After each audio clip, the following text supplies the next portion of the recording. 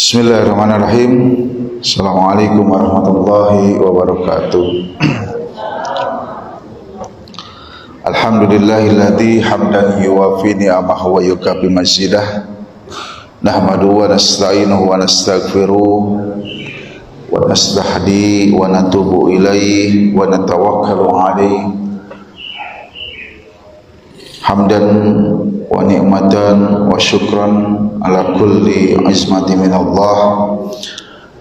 Asyhadu an la ilaha illallah wahdahu la syarikalah wa asyhadu anna Muhammadan abduhu wa nabiyuhu. Allahumma shalli ala Muhammad wa ala ali Muhammad kama shallaita ala Ibrahim wa ala ali Ibrahim innaka Hamidum Majid. Wa ibadallahi taqillah haqqa tuqatih wa la tamutunna illa wa antum muslimun. Alhamdulillah jamaah Masjid Abu Bakar As-Siddiq dan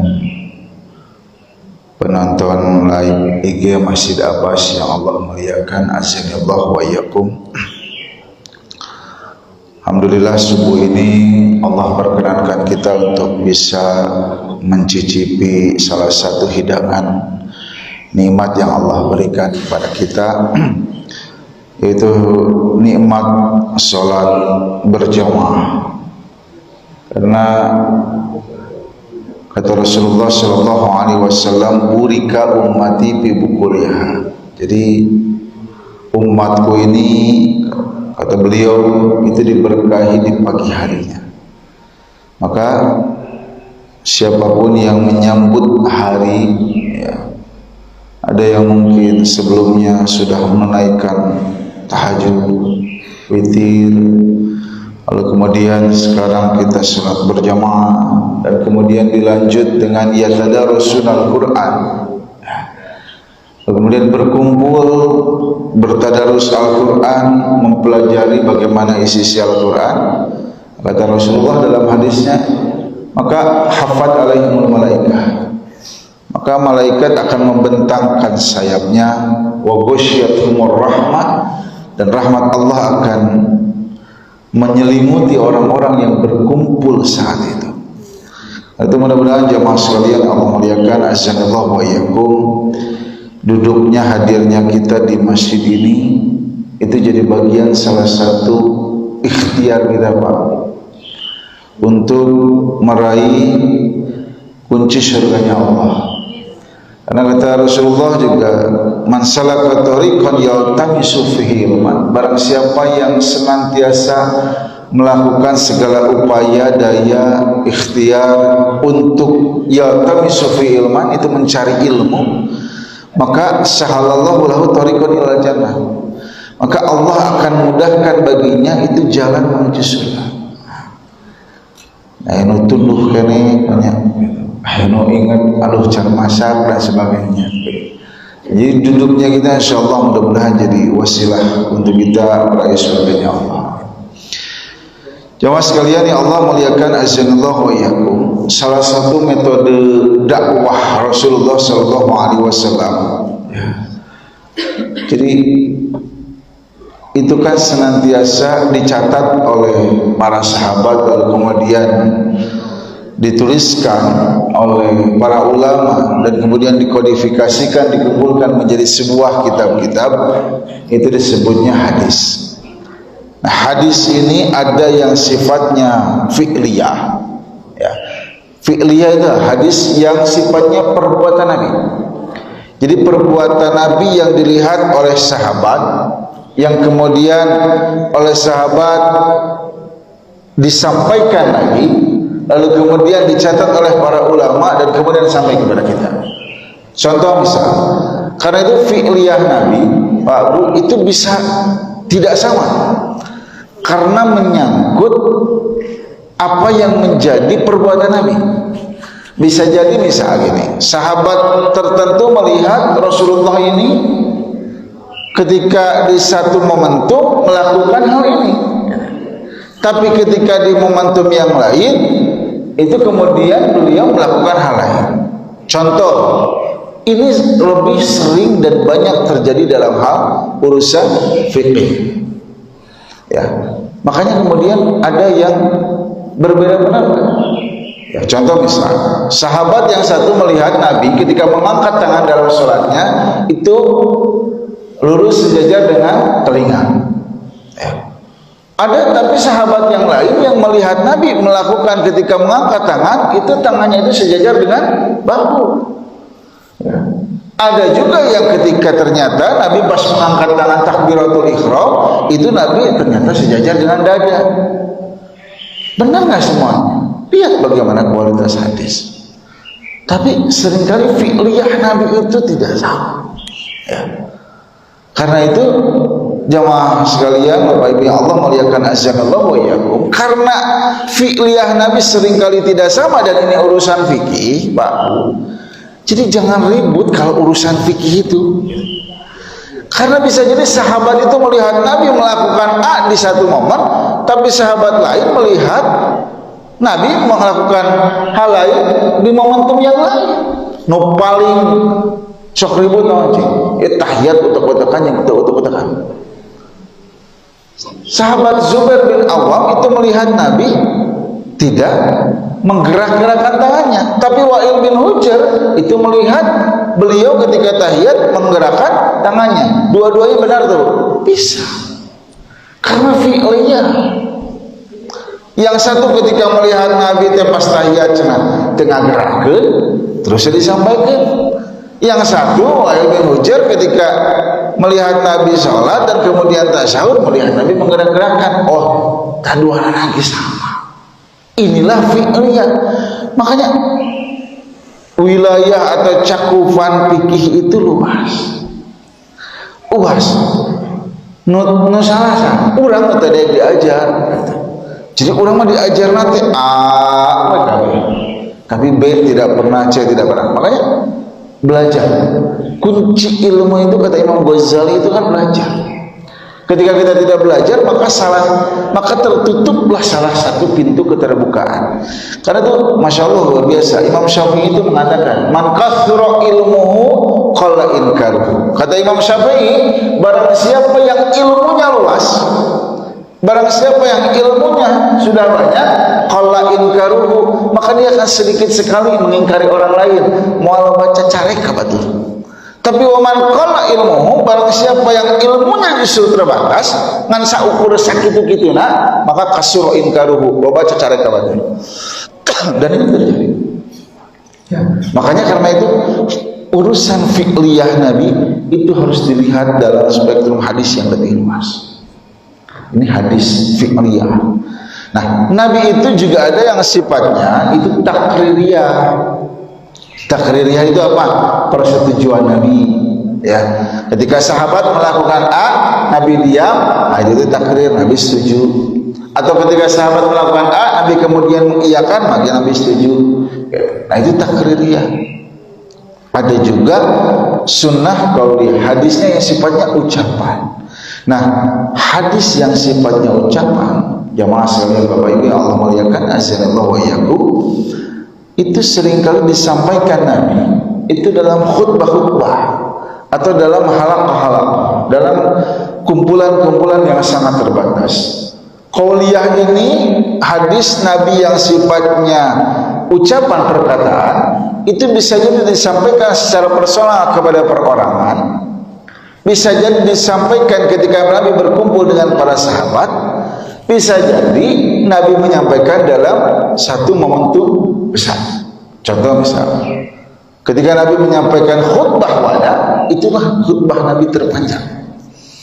Jadi khutbah wada ketika haji wada itu khutbah Nabi terpanjang. Banyaknya hadis Nabi itu kan pendek-pendek. Karena Nabi bisa jadi saat itu menyampaikan kepada sahabat, bisa jadi menyampaikan dalam ruangan terbatas. Setelah selesai sholat, ngumpul, asik gak disampaikan. Ya. Dan itu menjadi qauliyahnya Nabi. Yang paling banyak meriwayatkan hadis siapa? Siapa? Istrinya cantang tuh. Cok di imah, istri lebih nyawa tuh timbangnya baturan, bakarnya baturan. Ya. Yang pertama, yang paling banyak meriwayatkan hadis itu Abu Hurairah. Abu Hurairah itu karena pagaweana naon cicing pagawe Abu Hurairah mah pokona mah di mana aya Nabi aya Abu Hurairah nuliskeun hadis. Yang kedua baru Aisyah, yang ketiga baru Ibnu Umar dan seterusnya. Jadi Abu Hurairah yang paling banyak mencatat ya merekam ucapan-ucapan Rasulullah SAW dalam satu momen. Ya, karena itu tema kajian kita subuh ini kan 3 wasiat Rasulullah SAW, ya, yang diungkap dalam beberapa hadis. Jadi yang diungkap dalam beberapa hadis. Yang pertama, 3 wasiat Nabi kepada Abu Ayyub Al-Ansari. Ya, Abu Ayyub Al-Ansari radhiyallahu anhu, ketika satu hari Abu Ayyub bicara kepada Nabi, "Ya Rasulullah, izni wa aujiz." Wahai Rasulullah, sampaikanlah nasihat kepadaku, tapi nasihat yang sangat ringkas. Ya, jangan nasihat yang sangat panjang. Nah, maka yang pertama, ya ini 3 wasiat Nabi kepada Abu Ayyub Al-Ansari radhiyallahu anhu. Nasihatilah aku ya Rasulullah dengan nasihat yang sangat ringkas. Kata Rasulullah, nasihat yang pertama, idza kunta fi salatika fasalli salata muwaddi. Nasihat pertama yang disampaikan Rasul kepada Abu Ayyub Al-Ansari, idza kunta fi salatika fasalli salata muwaddi. Kalau engkau salat, maka salatlah seolah-olah itu salat yang terakhir. Jadi Nabi biasa kalau salat itu menghadap ke jamaah, melihat. Yang pertama, Nabi mau mengecek, memeriksa ada tidak sahabat yang tidak hadir. Karena itu dalam satu riwayat, ketika ada satu sahabat yang diketahui tidak hadir, kan Nabi bertanya, si fulan kemana? Karena Nabi maaf, ya. Karena Nabi tahu ngecek hiji-hiji, kan luar biasa dicek satu-satu, ya, oleh imam. Betapa pedulinya Nabi ada tidak sahabat yang tidak khawatir, karena khawatir Nabi sahabat itu sakit. Nah, itu Bu metode dakwahnya begitu. Lamun aya nu teu hadir teh diteang. Ieu mah urang mah lain. Aya nu teu hadir tiba-tiba hadir, kumaha cing responna? Paingan hujan gede didinya ke masjid. Aduh isuna teh moal datang. Karena respon kudanya enggak enak. Justru harus dibesarkan hatinya. Ya. Jangan kemudian ya kan dibully. Nah ini luar biasa Nabi. Nabi kalau salat menghadap kepada para sahabat, lalu kemudian Nabi meminta sawu subuh bahkan baiknya tasawuf subuh min kamata salat. Luruskan ya safnya, Nabi meminta agar diluruskan safnya, dirapatkan agar tidak ada celah untuk kemudian setan masuk di dalam saf-saf yang kosong. Dan kedua, Nabi mengatakan sallu salatan muaddi. Salatlah seolah-olah salat yang terakhir. Jadi ibu bapak jemaah sekalian yang Allah muliakan azanallahu wa iyyakum, kalau ada momen terakhir itu biasanya orang sekumaha kita memberikan yang terbaik, benar. Orang kan boga hiji kesempatan deui, kita hanya punya satu kesempatan lagi untuk melakukan satu pekerjaan.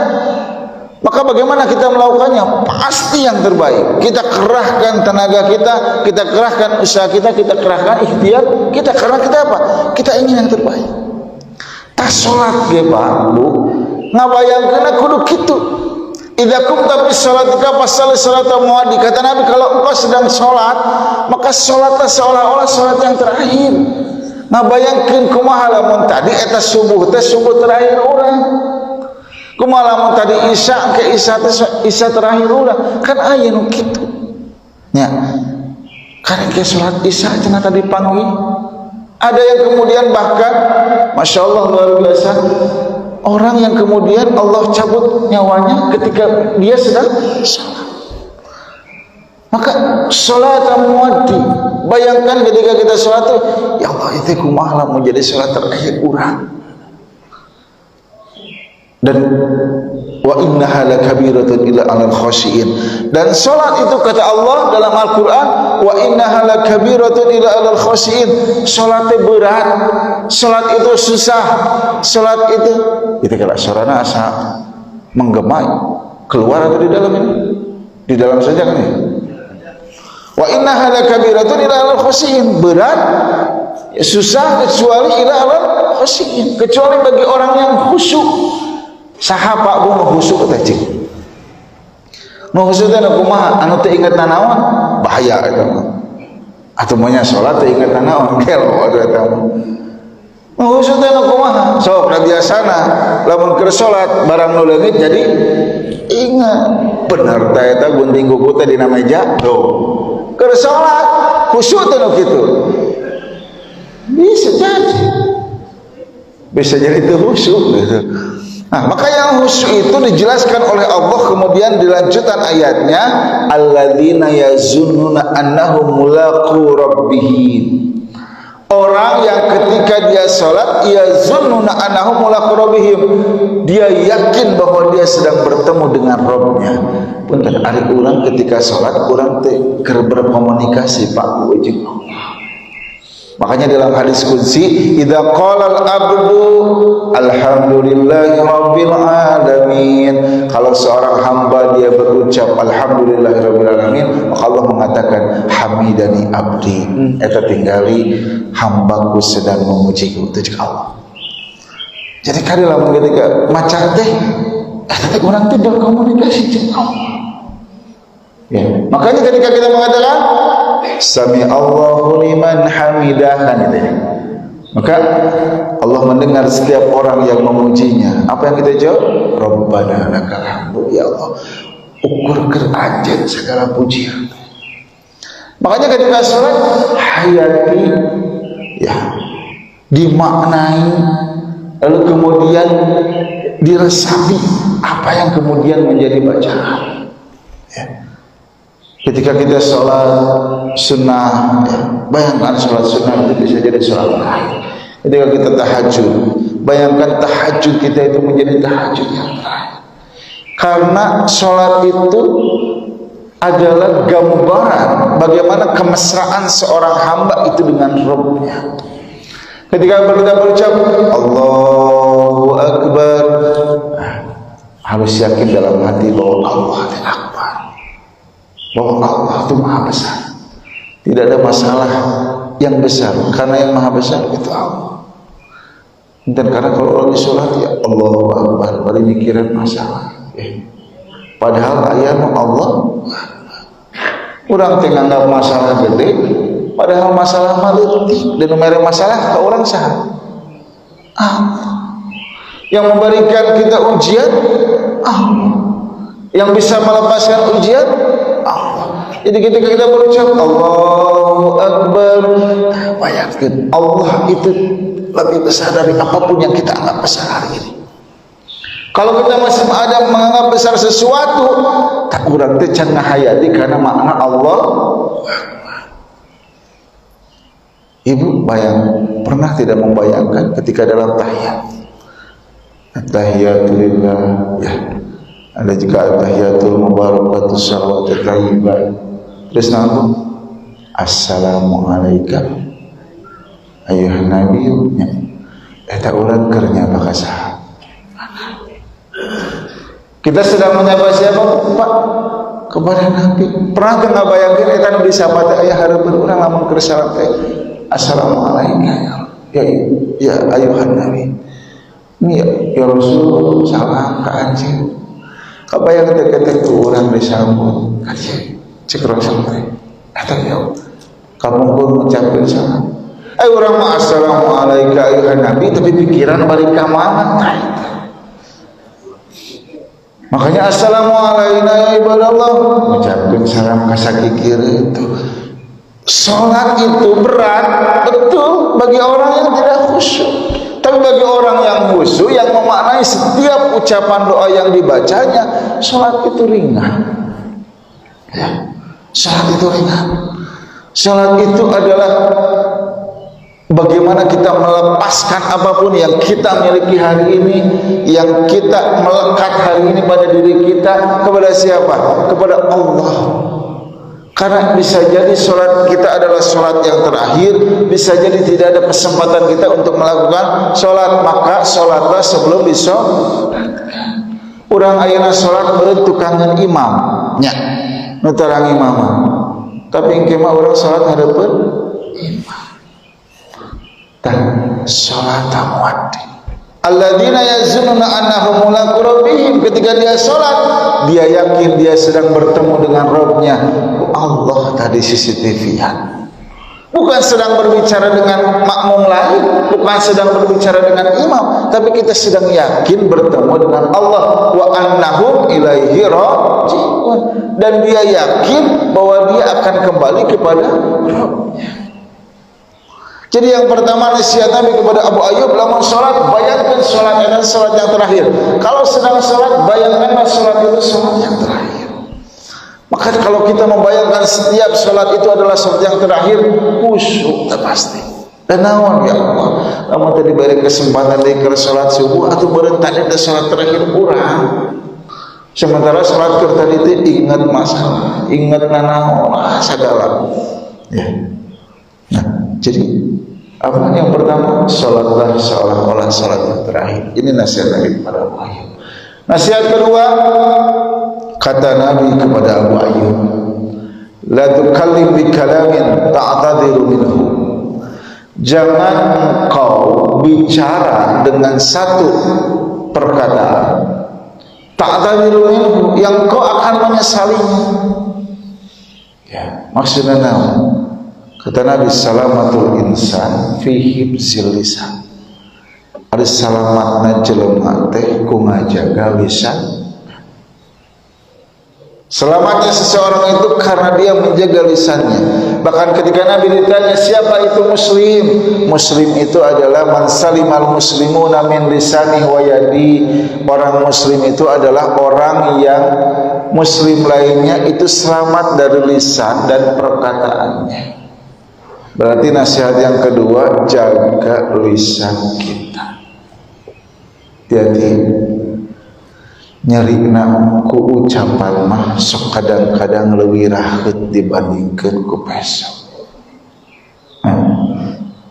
Ku alat mah bisa diubaran ku betadin, tapi ku lisan kadang-kadang berabad-abad seumur hidup susah. Ya, komo beunangna kana nyari hatean. Apalagi kiranya sama orang yang baperan, ya.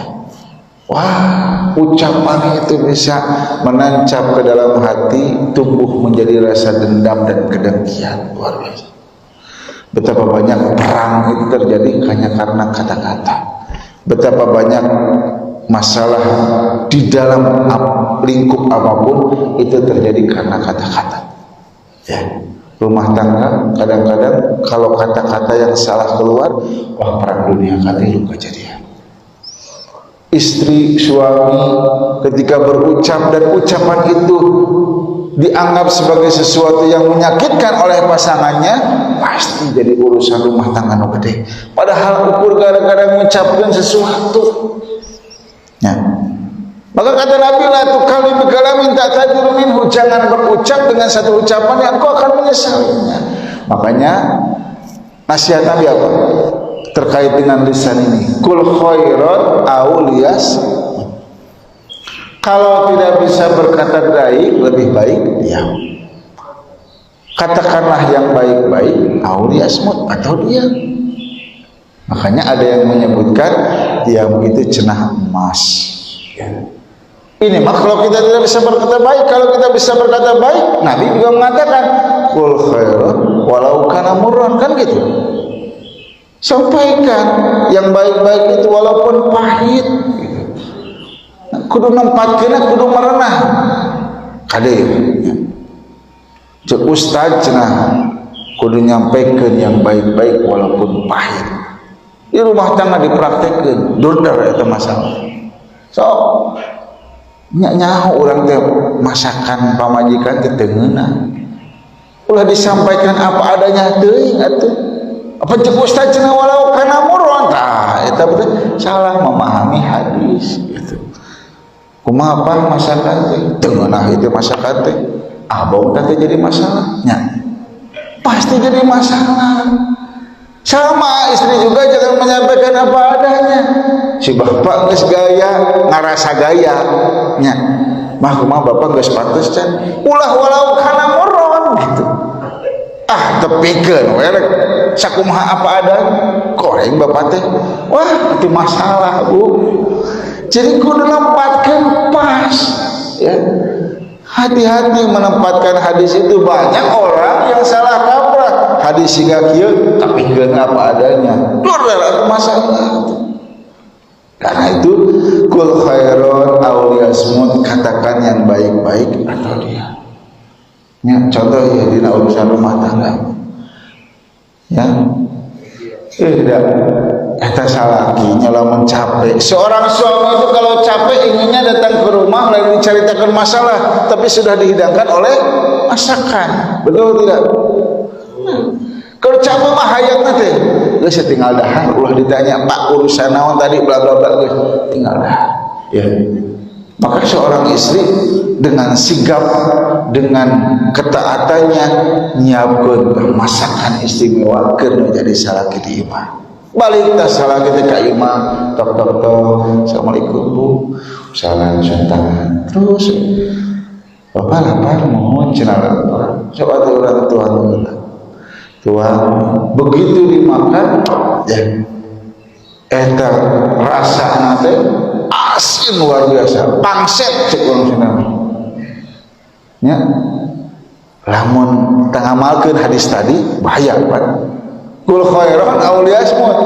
Pah kumaha masakan mama asin wah luar biasa, nyeri hati pemajikan teh wah geus sigap dengan kesabaran luar biasa. Tapi cobalah mungkin Pak mah masakan mama bapak teh tuang nyalira mah teh enak mah kan urang teh kedah tuang bareng sok atunya anak mama gitu urang tuang bareng teu kudu dibejakeun asinna mah geus teh ngarasakeun gitu ya nyokot sayur dahar kumaha mah nya asin banyak nya kan beda urang dua tuh enak nya apa adanya juga, tapi disampaikan dengan tidak berbohong, tapi disampaikan dengan indah ya. Makanya la tukallim bi kalamin ta'tadil minhu, jangan berucap menyampaikan sesuatu yang kita akan menyesali. Ketiga, nasihat Nabi kepada Abu Ayyub itu wajmal ya'sa fi aidin nas, itu kumpulkanlah segala keputusasaan di tangan-tangan manusia. Maksudnya apa? Kita ini seringkali lebih banyak berharap kepada manusia dibandingkan kepada Allah. Wajmal ya'sa fi aidin nas, maka kumpulkanlah segala keputusasaan itu di tangan manusia. Artinya jangan banyak berharap kepada manusia, karena harapan yang paling terbaik itu semestinya kita berikan kepada Allah ya. Wa may yatawakkal 'ala Allah fa huwa hasbuh. Barang siapa yang bertawakal kepada Allah maka cukup Allah baginya. Alaihissallahu bikafi 'abdihi, bukankah Allah itu cukup bagi hambanya? Makanya sekali ngadongna teh Allahul kafi ya, Rabbunal kafi, wajadanal kafi dan seterusnya. Cukup Allah. Karena seringkali harapan kepada manusia itu bukannya menimbulkan kegembiraan, tapi seringkali menimbulkan kesengsaraan. Ngarep-ngarep teh jelema mengese. Kebanyakan manusia itu PHP, pemberi harapan palsu. Makanya kata Abu Bakar As-Siddiq radhiyallahu anhu, ada satu ayat dalam Al-Quran yang arjal ayat, itu ayat yang paling memberikan harapan kepada manusia. Naon ayatna? Surat Az-Zumar ayat 53. Itu disebut oleh Abu Bakar, oleh disebut sahabat lain termasuk Ali bin Abi Thalib, itu sebagai arjal ayat yang paling memberikan harapan bagi siapapun manusia para pendosa hari ini. Itulah ayat harapan bagi kita. Qul ya ibadiyalladzina asrafu ala anfusihim, wahai hamba-hambaku yang melebihi batas atas dirinya. Maksudnya dalam beberapa penafsiran itu disampaikan, wahai orang-orang yang seringkali berbuat dosa. Sebab kata Nabi, kullu bani Adam khata'un, sebaik-baik manusia itu setiap bani Adam itu berdosa, senantiasa melakukan kesalahan. Ya. Maka kata Allah, wahai hamba-hambaku yang senantiasa israf, ya, melampaui batas atas dirinya, apa kata Allah? La taqnutu mir rahmatillah, jangan pernah putus asa dari rahmat Allah. Jadi jangan pernah putus asa dari rahmat Allah. Orang kadang-kadang ya Allah, Ustaz, diterima muamalah orang. La taqnutu mir rahmatillah. Jangan pernah putus asa dari rahmat Allah, karena rahmat Allah itu Allah berikan kepada siapapun yang hari ini masih punya kebaikan di dalam hatinya, yang masih punya kebaikan, yang masih punya nurani untuk melakukan sekecil apapun kebaikan dalam kesempatan hidupnya. Orang ngerasa loba dosa, tuluy putus asa, kagok malah gitu. Tapi ketika kita sudah berbuat dosa, ya kita sadar, menyadari telah melakukan perbuatan dosa tersebut, maka buru-buru fafirru ilallah, segera kembali kepada Allah. La taqnutu min rahmatillah, jangan putus asa dari rahmat Allah. Bahkan dalam satu hadis disampaikan, ada orang yang kemudian dia berbuat dosa, lalu kemudian dia berkata kepada Allah, ya Allah, hari ini aku sudah berbuat dosa. Kata Allah, aku ampuni dosa-dosamu. Isukana teh nya dosa deui, ya Allah, aku sudah berbuat dosa. Kata Allah, aku ampuni dosamu. Terus. Bahkan dalam hadis yang lain, kalau satu kaum tidak ada satupun yang berbuat dosa, Allah ganti dengan kaum yang lain yang dia melakukan dosa terus kemudian dia beristighfar kepada Allah atas dosa-dosanya. Artinya apa? Istighfar setiap yang kita lakukan. La taqnutu min rahmatillah, jangan putus asa dari rahmat Allah. Allah itu tidak pernah memberikan harapan yang kemudian itu palsu. Sebaik-baik roja itu kepada Allah. Ustaz, tapi lupa cenah doa abdi teh dikabulkeun ceuk saha? Eta mah lain doa, eta mah kahayang urang nya. Kita ini seringkali punya keinginan, tapi keinginan ini tidak sesuai dengan apa yang Allah inginkan dari kita. Ya, apa yang saya pernah sering cerita. Ibu, bapak, ya, baru umurang kali umur 7 tahun. Ya. Upama eta murang kali anak kecil kita meminta kepada kita, Pak, nyungkeun Pak, minta Pak buat bekal sekolah, buat jajan berapa? 1 miliar dibere mah. Mau ada teu boga. Mau ada teu boga duit 1 miliar lagi gitu. Tapi kalaupun kita punya dikasih enggak? Kenapa kita belum tidak akan ngasih? Satu, itu berarti cantang tuh bisa nyepeng samiliar. Ya. Cantang tuh bisa ngurus ngelola samiliar. Yang kedua, bahaya ia mau dibikin, wah cilah. Allah itu juga lihat. Kita ini pantas tidak Allah berikan apa yang kita minta. Ya Allah, doakan agar aku bisa menjadi presiden. Cantang. Menyesal kabeh rakyat Indonesia doa jadi presiden, ya nanti iya macan mas. Ngapal kahayang jeung kabutuh saha urang. Tapi urang sok loba keneh minta kahayang dibandingkeun ka butuh. Kita ini seringkali meminta apa yang kita inginkan, tapi kita tidak pernah sadar kita harusnya meminta apa yang kita butuhkan. Sok butuh naon ayeuna nyungkeun ka Allah, pernah tidak Allah tidak kasih? Allah kasih. Ya, Allah itu selalu memberi apa yang kita butuhkan. Makanya dalam hadis doa itu bisa jadi 3. Yang pertama dikabulkan saat itu juga. Kantos Pak Bu, ada kita berdoa terus ternyata dikabulkan. Pernah pasti. Ya Allah, aku ingin A, B, C dan sebagainya. Dikabulkan, dikabulkan. Sejauh kita hidup hari ini, kita pasti sudah mencapai pencapaian itu. Urang teh gaduh A, B, C dan sebagainya. Hasil ngadoa jeung ikhtiar. Yang kedua kata hadis, doa kita dikabulkan saat itu.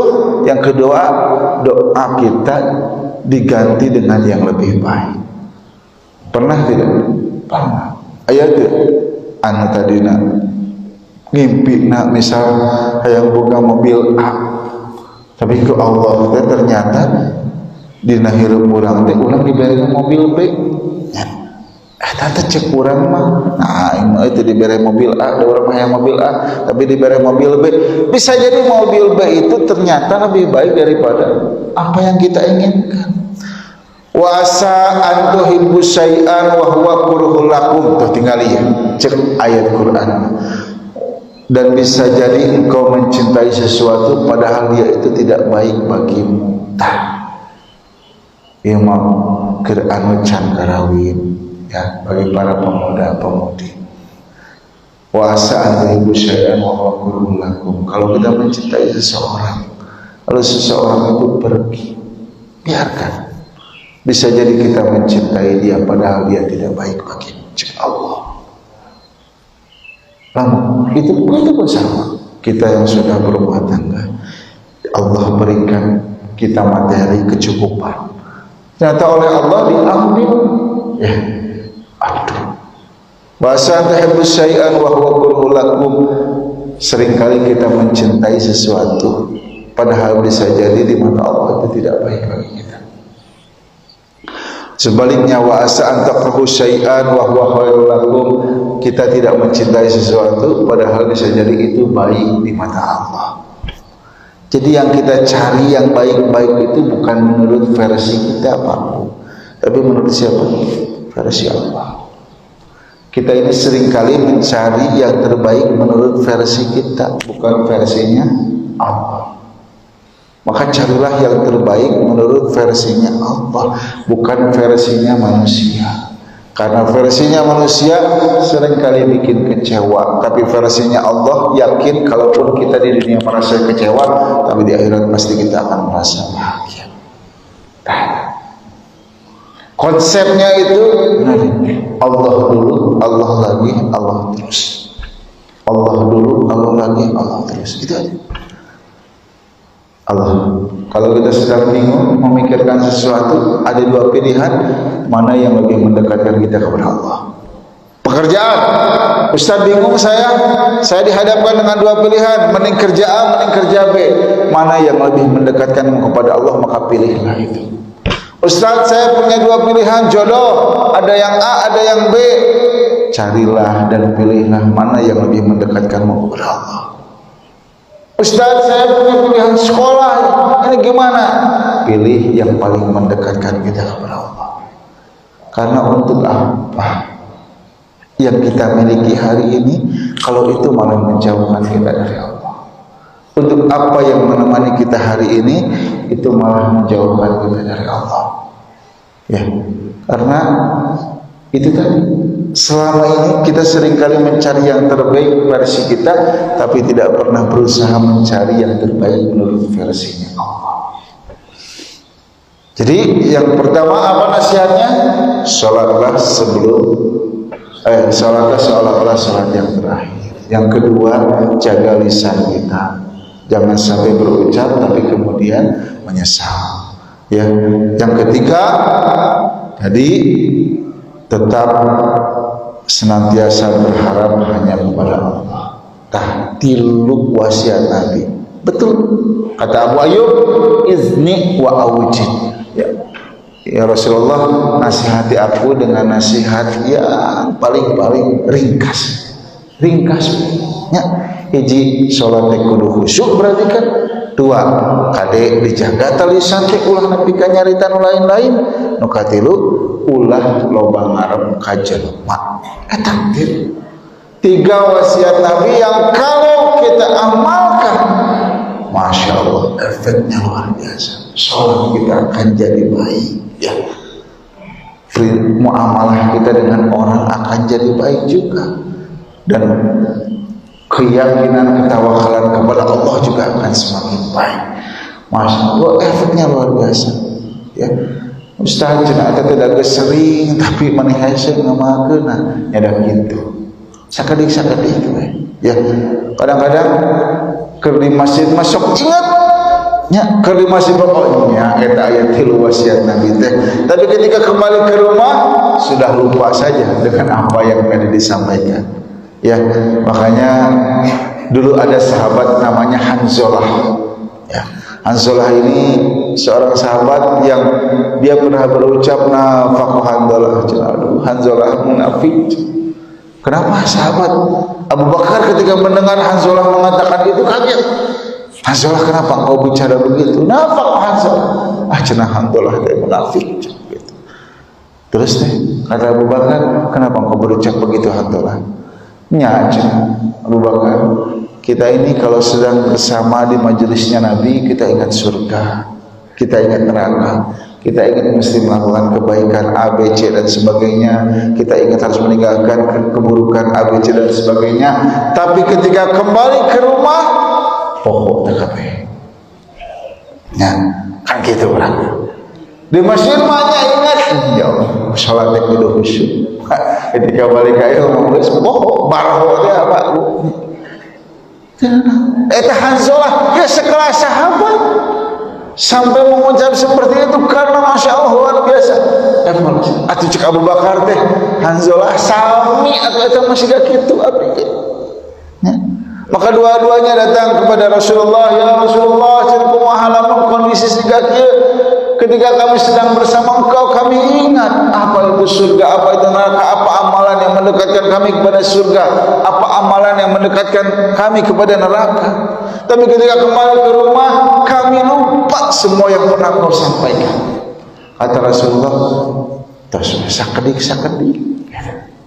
Jadi jangan memaksakan diri kita untuk kemudian langsung berbuat yang semaksimal mungkin, tapi sedikit-sedikit. Dan Allah mahu ya, Allah itu mencintai amal yang dilakukan secara dawam. Wa in qalla ahabul a'mal ilallahi adwamuha wa in qalla, sebaik-baik atau amal yang paling dicintai oleh Allah itu yang konsisten tapi dilakukan secara dawam walaupun itu sedikit ya. Nah artinya apa?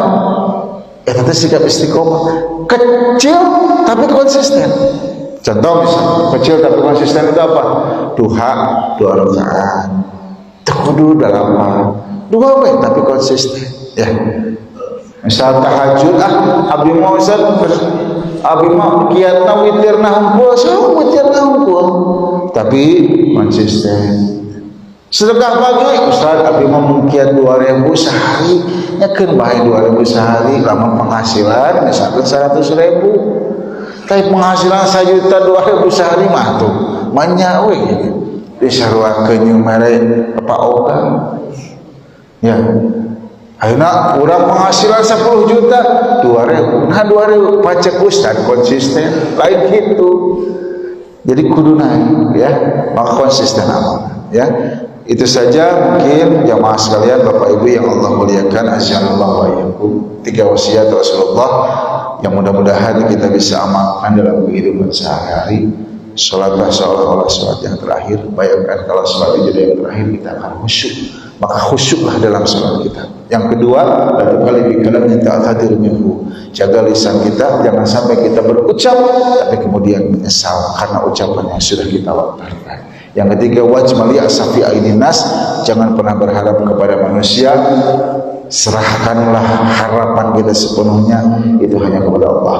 Allahul kafi, Rabbunal kafi, wajadanal kafi. Allah itu cukup, Rabb kita cukup, maka siapapun yang mendapat kita akan cukup. Wa may tawakkal 'alallah fa huwa hasbuh. Barang siapa yang bertawakal kepada Allah, maka cukup Allah itu baginya. Ya, insyaallah nanti kita bahas lagi 3 wasiat Nabi lainnya yang disampaikan kepada sahabat yang lain. Demikian barangkali yang disampaikan yang baik tentu saja datangnya dari Allah, yang salah itu pasti datangnya dari saya. Mudah-mudahan Allah senantiasa berikan kita sikap istiqamah.